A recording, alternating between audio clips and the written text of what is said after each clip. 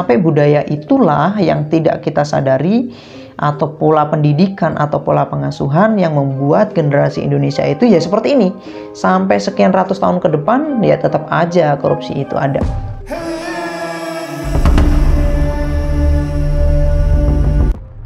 Halo guys, pada kali ini saya sudah lama sekali tidak mengupload video di channel Guntur.Yanto. Pada kali ini saya kembali fokus untuk membuat channel saya fokus ke bagian tentang kepemimpinan, tentang histori, dan tentang hal-hal yang lain yang tentunya sangat bermanfaat buat kita bersama. Dan berharap di video-video berikutnya bisa membantu teman-teman, khususnya teman-teman yang muda, teman-teman yang lagi kuliah, teman-teman ya orang tua dan lain sebagainya, bisa mendapatkan manfaat dari video ini. Nah, video ini pada kali ini saya mendapat pertanyaan dari seorang dokter atau S3 yang bertanya, dan pertanyaan itu membuat saya merenung dan saya berterima kasih atas pertanyaan itu. Dia bertanya, dia gelisah tentang kondisi yang ada di bangsa kita di Indonesia, contohnya tentang kasus-kasus yang ada. Dan dia bertanya begini, kok bisa ya orang yang sudah pintar, orang tua, orang dewasa, banyak pengalaman, banyak uang gitu, tapi dia tetap melakukan kejahatan, dan biasa aja melakukan kejahatan-kejahatan yang sedang dia lakukan itu. Dan saya melihat di beberapa kasus orang itu biasa aja melakukan kejahatan-kejahatan itu, dan salah satunya misalnya korupsi misalnya. Dan dosen itu bertanya, apakah mereka tidak menyadari ya tentang perbuatan jahat yang mereka lakukan yang sebenarnya merugikan banyak orang. Nah, tentang korupsi misalnya, sebenarnya banyak sekali sih tindakan-tindakan lain yang merugikan banyak orang, yang jahat sekali. Tetapi kita coba fokus hal yang korupsi ini, tetapi kita melihat dari kacamata awam, kita sebagai orang atau masyarakat biasa. Berkaitan dengan korupsi, kalau kita melihat itu korupsi di Indonesia itu adalah masalah yang sebenarnya sudah bertahun-tahun ada gitu, sudah sejak dahulu ada.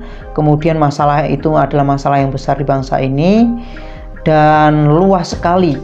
Dari beberapa dekade terakhir ini aja banyak sekali kasus-kasus korupsi. Nah, korupsi itu biasanya yang kita kenal di TV-TV itu dilakukan di instansi atau institusi pemerintahan. Tetapi ternyata di swasta pun juga ada, bahkan di masyarakat juga banyak sekali kejadian korupsi ini. Misalnya kalau dalam bidang-bidang tertentu juga ada. Saya sering melihat, bahkan saya berada di dunia yang seperti itu melihat nggak kuat saya. Buat teman-teman yang berada di dunia seperti itu dan masih bertahan sampai sekarang, mungkin karena tidak ada pilihan lain, ya saya acungi jempol karena teman-teman kuat. Kuat apa? Melawan hati nurani yang baik dari teman-teman itu sendiri.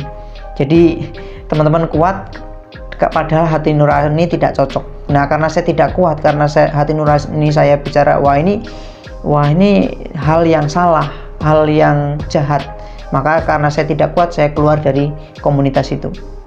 Dan itu tidak bisa dipungkiri, sekarang korupsi itu bisa merambah ke masyarakat, bahkan ke tingkat yang paling bawah.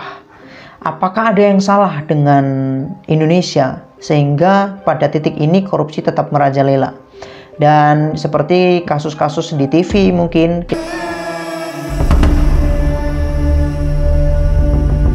kita melihat kasus-kasus yang ada itu banyak korupsi yang mungkin dalam jumlah besar ya. Tapi hal-hal kecil sebenarnya banyak terjadi dan ini meracuni banyak hal ya, bahkan sampai masyarakat tingkat ke bawah. Nah, di dalam korupsi itu ada beberapa hal tentunya dampaknya. Pertama, terhadap ekonomi negara, kalau itu dalam pemerintahan ya, sistem pemerintahan yang tidak efisien, kemudian pembangunan negara juga rusak, terhambat, kemudian citra negara juga di mata dunia semakin jelek, kemudian beberapa upaya yang dilakukan untuk mengatasi itu juga kemudian jadi memporsir fokus yang seharusnya membuat negara itu terus maju dalam pembangunan, tetapi malah ngurusin boro-boro yang seperti itu. Sebenarnya sudah banyak yang dilakukan oleh pemerintah untuk menanggulangi kasus-kasus korupsi, misalnya kayak upaya sistem transparansi, kemudian meningkatkan pengawasan, kemudian memberikan sanksi-sanksi, kan sudah ada undang-undangnya juga. Tetapi masih ada kasus korupsi dilakukan oleh pejabat. Nah, apakah ini sebenarnya bukan masalah yang hanya dilakukan oleh pejabat? Jangan sampai ini ada masalah yang sebenarnya merambah ke masalah budaya di Indonesia, masalah ke pengasuhan, masalah ke pendidikan, mindset orang di Indonesia, sehingga korupsi ini tidak bisa selesai dan terus ada dari tahun ke tahun.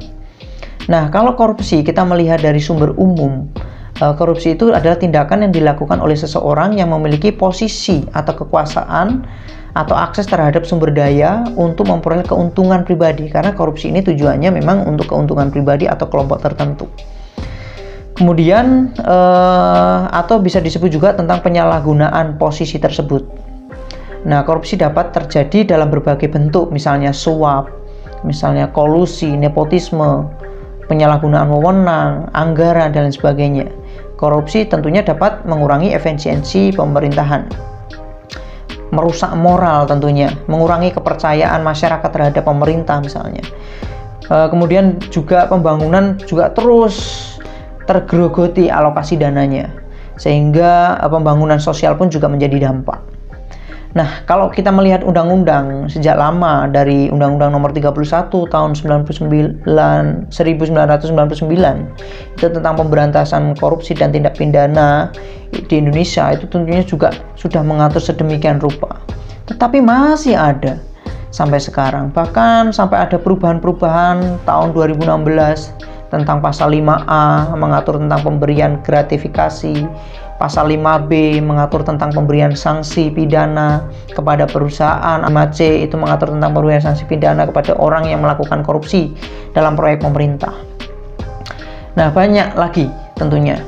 Nah, korupsi itu sebenarnya yang sering kita dengar di media sosial itu adalah korupsi anggaran. Anggaran pembangunan A dikorupsi, diambil untuk kepentingan pribadi. Bahkan tidak hanya kancah umum, bahkan dalam dunia spiritual atau dunia religi, maksud saya keagamaan juga banyak kejadian korupsi. Dan ini kan sangat menyedihkan ya.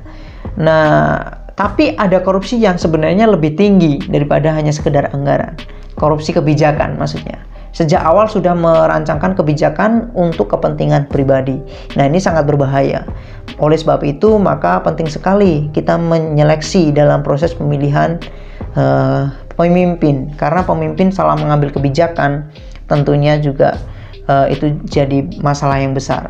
Tapi tidak bisa dipungkiri bahwa dalam kepemimpinan, apalagi dalam pemerintahan Indonesia, masih banyak kepentingan-kepentingan di dalamnya dan tidak bisa terlepas dari itu. Dan tentunya itu sangat berat buat pemimpin yang jujur untuk memegang kekuasaan kepemimpinannya itu, untuk bergerak dengan jujur itu sangat besar tantangannya, karena sudah membudaya tindakan kecurangan, korupsi, dan sebagainya. Tetapi saya tidak melihat atau tidak membahas itu lebih dalam. Saya coba menggali kemungkinan-kemungkinan terjadi yang belum tentu kebenarannya juga, tetapi bisa menjadi bahan evaluasi buat kita. Kalau memang masalah korupsi ini tidak bisa diselesaikan di Indonesia, meskipun banyak kebijakan-kebijakan, undang-undang, dan sebagainya, apakah ini kita bisa melihat dari budaya kita di Indonesia ini, jangan sampai ada yang salah sehingga mendidik generasi memang terbiasa melakukan kegiatan kecurangan itu, melakukan tindakan-tindakan kecurangan yang sifatnya untuk kepentingan pribadi. Jangan sampai budaya itulah yang tidak kita sadari, atau pola pendidikan atau pola pengasuhan yang membuat generasi Indonesia itu ya seperti ini. Sampai sekian ratus tahun ke depan ya tetap aja korupsi itu ada. Tapi kan kita sebagai manusia yang berusaha mencari kondisi yang lebih baik untuk generasi selanjutnya, kita patut berpikir jangan sampai pola pendidikan kita ini yang salah.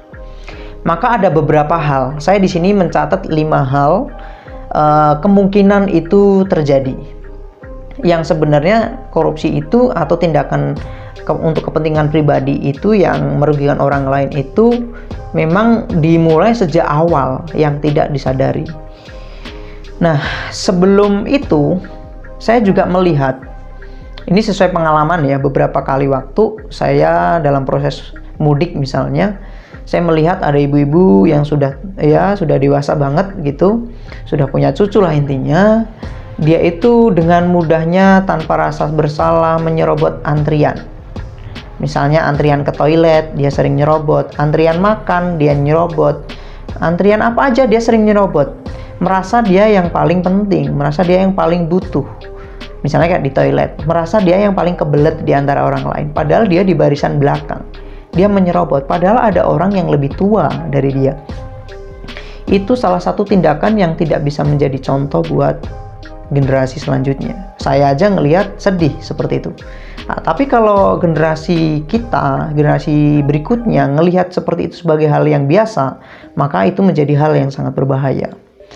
Kemudian yang kedua, saya melihat ini tidak saya sebutkan di salah satu bidang.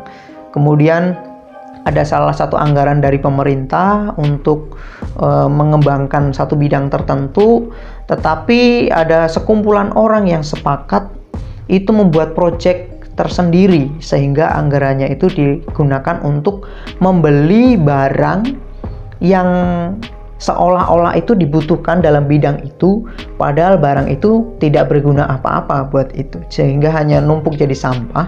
Tetapi anggaran itu habis terserap untuk program itu, program yang sengaja dibuat yang tujuannya untuk meraup keuntungan pribadi. Dan saya melihat itu sedih sekali. Dan itu ternyata sudah membudaya gitu. Wah, itu sangat sulit.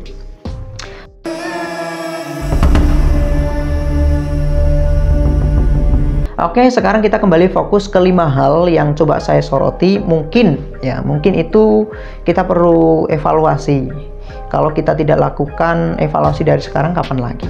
Yang pertama, waktu kecil mungkin kita pernah mengalami atau pernah ngelihat orang tua kita menemukan uang di jalan misalnya, atau menemukan uang di teras rumah orang, atau di pasar misalnya. Kemudian orang tua itu ngajak kita misalnya, terus kita ngelihat bapak atau ibu kita atau orang tua atau kakak kita itu ngambil uang itu, terus dia bilang gitu ya, jangan bilang-bilang orang lain ya kalau kita nemu uang gitu misalnya. Nah, itu salah satu tindakan bahwa merahasiakan sesuatu yang bukan menjadi miliknya. Itu sebenarnya pola yang menurut saya salah, tapi kalau dianggap itu hal yang biasa, maka tidak aneh kalau tindakan-tindakan untuk meraup keuntungan pribadi di Indonesia ya demi keuntungan pribadi sehingga merugikan banyak orang seperti korupsi dan lain sebagainya, itu menjadi hal yang biasa dan tidak bisa dipungkiri itu sulit dihilangkan karena sudah membudaya. Misalnya dalam satu contoh tadi, nemu uang yang bukan miliknya aja langsung diam-diam gitu ya, padahal itu bukan miliknya. Kalau misalnya dia mengembalikan ke orangnya pun itu dia tidak rugi apa-apa. Kalau misalnya dia mengumumkan ini punya siapa uangnya misalnya, saya menemukan di sini, itu pun dia juga tidak rugi gitu. Yang kedua adalah misalnya kita diberi orang lain, diberi misalnya uang saku lah, diberi barang lah, yang seharusnya orang lain juga menerima hal yang sama seperti kita, tetapi hanya kita yang dikasih. Terus orang itu bilang, jangan bilang-bilang yang lain ya kalau aku memberi kamu ini. Itu tindakan suap sebenarnya, tindakan suap sejak awal. Sehingga apa salahnya sih kita memberikan ke orang tertentu, atau kita diberikan oleh orang tertentu dan orang itu tahu gitu. Misalnya kalau itu tidak terlalu personal banget, misalnya bukan soal urusan pribadi, bukan urusan yang memang itu tidak boleh diketahui orang lain. Kalau misalnya hanya uang, ya uang saku, ya apa salahnya? Aku dikasih uang sama om itu, kakak itu, pak ade itu misalnya, atau aku dikasih ini, barang ini misalnya, apa salahnya sih dikasih tahu gitu. Jadi kalau sejak awal aja kita waktu memberi sesuatu kita bilang jangan bilang-bilang yang lain, ya itu suatu tindakan suap sebenarnya. Dan itu membudaya. Kalau itu sudah membudaya, ya udah repot urusannya. Maka jangan kaget kalau di Indonesia kasus-kasus seperti itu terus terjadi, kasus-kasus korupsi dan lain sebagainya. Bagian ketiga adalah bilang begini, kita mungkin juga pernah melakukan ya, ngomong sama adik-adik atau ada orang tua ngomong sama kita waktu kita masih kecil dulu, bilangnya begini, mumpung ada kesempatan, sikat aja misalnya gitu. Itu suatu tindakan mengambil hak yang bukan semestinya menjadi bagian kita. Selagi ada kesempatan, sikat aja. Terkesan positif, tetapi itu kalau salah dimengerti, itu menjadi mindset yang negatif, sehingga apapun peluang di depan mata yang seharusnya bukan jadi milik kita, itu kita sikat, kita ambil, padahal itu punyanya orang lain. Kalau itu memang hak kita sih sebenarnya nggak apa-apa, atau hak umum. Tetapi kalau itu hak orang lain, ya nggak bisa begitu. Oleh sebab itu, kata-kata itu, mumpung ada kesempatan sikat aja, itu kelihatannya positif, tapi sebenarnya bisa merusak. Poin yang ketiga adalah tidak belajar antri atau main serobot. Misalnya kita bilang sama anak kita, mumpung ada bapak itu lengah, ayo serobot aja, maju, ambil aja jalurnya misalnya. Nah, itu pendidikan atau pola asuh yang salah juga. Tidak bisa antri, selalu ngambil bagian orang lain. Nah, itu kalau sudah membudaya, maka jangan salahkan kalau di Indonesia ini banyak orang yang selalu ngambil hak orang lain. Kemudian contoh yang kelima misalnya, saat kena tilang kendaraan, terus kita langsung memberi uang kepada aparat misalnya, Pak, damai aja ya kita pakai uang ini misalnya. Padahal kalau kita ditilang pun kita ngambil itu ya bayar kan, intinya gitu. Tetapi prosesnya beda. Saat kita ditilang, mungkin KTP diambil atau surat motor atau kendaraan diambil dan kita diberi surat tilang, memang itu resmi misalnya, ya nggak masalah ditilang ya karena kita salah ya tilang aja misalnya kan gitu. Tetapi kalau kita main damai, karena memang kita salah tapi kita main damai, kasih uang, kita sebenarnya sebagai masyarakat sedang mendidik para aparat untuk main curang gitu, untuk mengambil untung dari tindakan yang seharusnya bukan jadi miliknya gitu, dari uang yang seharusnya bukan jadi miliknya. Dan maka tidak bisa dipungkiri, dari masyarakat jelata pun kita sudah membudayakan korupsi itu sendiri atau mengambil hak orang lain gitu. Jadi ini permasalahan yang kompleks. Bagaimana menurut kalian teman-teman? Kalau memang ini tidak cocok, bertentangan, kontradiksi buat teman-teman, ya nggak apa-apa, tulis saja di kolom komentar. 5 hal ini kan saya sebut di awal kemungkinan terjadi, yang kita tidak sadari. Sebenarnya kita membudayakan korupsi itu dalam dunia kita. Dan ini karena saya tahu ini, maka saya coba pelan-pelan mengikis itu. Berhati-hati dalam bersikap kepada anak-anak. Kemudian saya coba menawarkan solusi yang bisa membuat kita punya budaya yang baik, solusi yang benar dalam mendidik anak misalnya. Karena kita punya prinsip yang benar di tempat yang sudah biasa melakukan prinsip yang salah, kita jadi salah dan kita jadi hancur malah gitu. Oleh sebab itu banyak orang yang sebenarnya ya udah deh damai aja, ikut salah, padahal hati nuraninya bertentangan gitu. Dan itu sulit. Orang yang ingin keluar dari cengkraman itu sulit. Saya juga ngalami, itu sulit. Tapi bagaimana kalau kita tidak berusaha, ya kita begitu terus terlibat. Ada 2 hal yang coba saya tawarkan. Yang pertama, latihan tidak mengambil barang orang lain menjadi hak milik kita, yang itu bukan hak kita.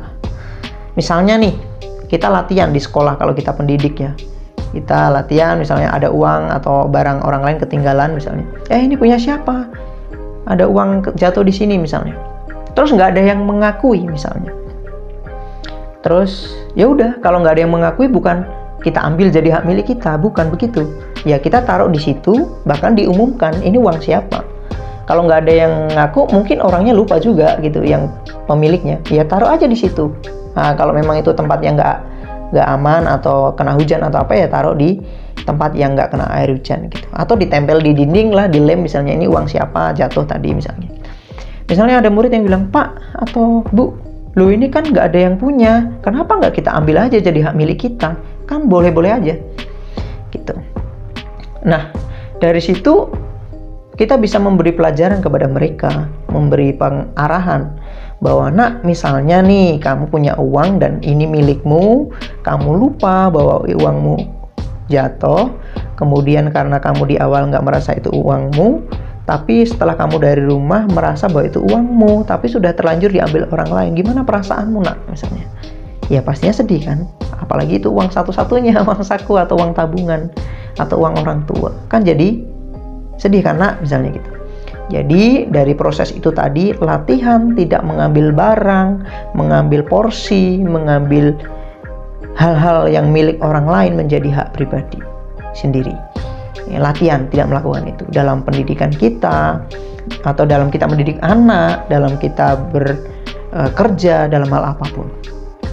Yang kedua, solusi atau tips yang coba saya tawarkan di sini, jika kita sebagai pemimpin punya kebijakan, punya kesempatan untuk memimpin, dan kita melihat kondisi yang carut-marut di dalam kepemimpinan kita, budaya yang buruk, yang kayak tadi main suap, mengambil hak milik orang lain, gitu, mengalokasikan anggaran untuk kepentingan pribadi misalnya. Kalau kita punya hak untuk mengambil kebijakan, maka sebisa mungkin kita membuat kebijakan, memunculkan kebijakan-kebijakan yang sifatnya terbuka dan jujur. Siapa aja boleh tahu, gitu. Dan supaya kita bisa mengubah budaya itu. Memang mengubah budaya itu sulit, tetapi bukan berarti tidak bisa, gitu. Nah, sedikit demi sedikit. Saya senang dengan pemerintah atau pemimpin-pemimpin di bangsa ini yang dia juga mulai melihat hal itu. Melihat kebijakan-kebijakan yang ruwet, sengaja dibuat ruwet, mengambil keuntungan pribadi, dia memunculkan kebijakan-kebijakan yang tujuannya terbuka, jujur, bisa dinikmati manfaatnya untuk masyarakat juga, gitu. Nah, sebelum saya tutup video ini, saya pernah mengalami di salah satu institusi. Saya berkarya di situ, melakukan pekerjaan di situ.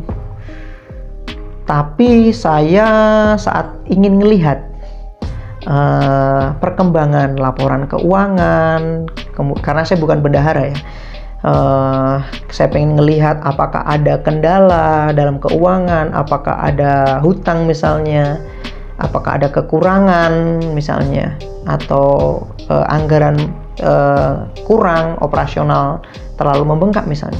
Itu saya mau ngelihat laporannya itu nggak boleh, mati-matian nggak boleh. Padahal saya bekerja di situ, melakukan tugas di situ, juga ngusulin anggaran untuk kebutuhan di bidang yang saya pertanggungjawabkan. Padahal saya pengen lihat, siapa tahu keuangan institusi itu lagi down, apa yang bisa saya bantu misalnya gitu. Itu sama sekali ditentang, nggak boleh. Terus saya tanya, alasannya apa saya nggak boleh? Padahal saya kan berkarya di sini. Artinya saya juga punya hak dong untuk melihat, jangan sampai anggaran saya melampaui batas misalnya gitu. Jangan sampai yang selama ini dibilang dana minim karena anggaran saya terlalu besar. Alasannya yang disampaikan adalah, wah itu nggak boleh, itu ada etika, kode etik. Jadi yang boleh tahu itu hanya bendahara dan ketua. Waduh, ya mungkin ini benar ya menurut sebagian orang, tapi menurut saya itu menyedihkan gitu. Jadi yang boleh tahu soal keuangan itu hanya bendahara dan pemimpin. Jadi terus kalau ada kejadian-kejadian yang menyimpang, kan yang kena dampaknya kita semua, bukan hanya dua orang itu. Nah, itu yang membuat saya sedih gitu. Dan akhirnya ya sudahlah, karena nggak boleh begitu. Tapi suatu ketika saat itu terungkap, ternyata yang dia bilang dana minim masih punya tabungan jutaan. Ini hal yang sangat lucu. ya sudahlah. Nanti kalau ada batunya, kena batunya atau hilaf dan lain sebagainya, ya silahkan ditanggung. Tapi dalam konteks ini, yang saya maksud, pemimpin itu harusnya bisa memunculkan kebijakan yang sifatnya terbuka. Misalnya kayak contohnya saya kan nggak akan minta uang itu bukan uang saya hanya pengen lihat alokasi dan perputaran uangnya, supaya apa yang bisa saya bantu dalam proses keuangan itu. Oke deh, sampai di situ saja bro. Terlalu panjang video saya, jadi jangan lupa subscribe channel ini dan share ke teman-teman yang lain, siapa tahu ini mendidik. Jangan sampai banyak orang melakukan kegiatan, banyak orang tua mengasuh anaknya untuk melakukan tindakan kecurangan selama hidupnya. Bye bye.